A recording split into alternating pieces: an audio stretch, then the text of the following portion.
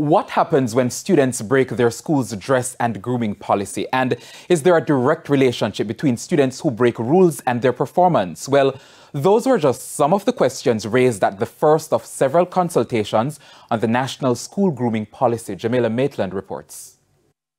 At the start of every school year, there are almost always reports of students being sent home or locked outside the school's premises because of hairstyles or dress violations. For principals and school administrators, they explain that they brace for the outrage, but not so much being undermined by the Ministry of Education after making a decision. What we find is that the Ministry of Education itself, whenever the media takes up an issue, a government agency becomes coward and decides to be reactive every time.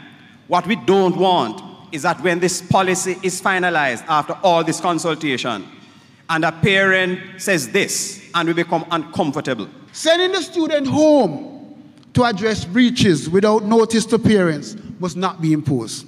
Sanction for dress and grooming violation that interfere with the student's sitting, internal or external examination must not be imposed. Tempers flared about the way to handle students who break the rules at the first consultation with school administrators on the draft National School Dress and Grooming Policy. Wolmer's is fortunate, as you say, about 99.99% are compliant.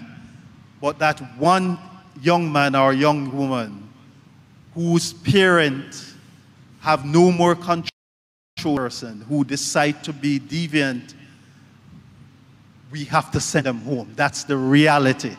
So if you don't want to comply with the standards set by the school, eventually you have to go home. According to the principals, there is a direct relationship between those who break the rules, their performance, and other issues at school. Many of the students who are having issues, many of the parents who are having issues with the rules, chances are they have never been to a PTA meeting.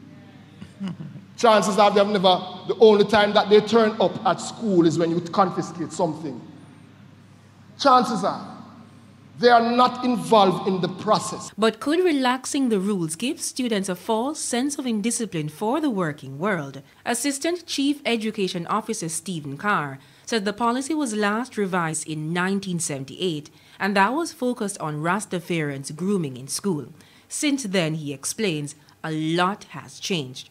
He says the consultations this time around are to increase compliance by engaging everyone, including parents and students.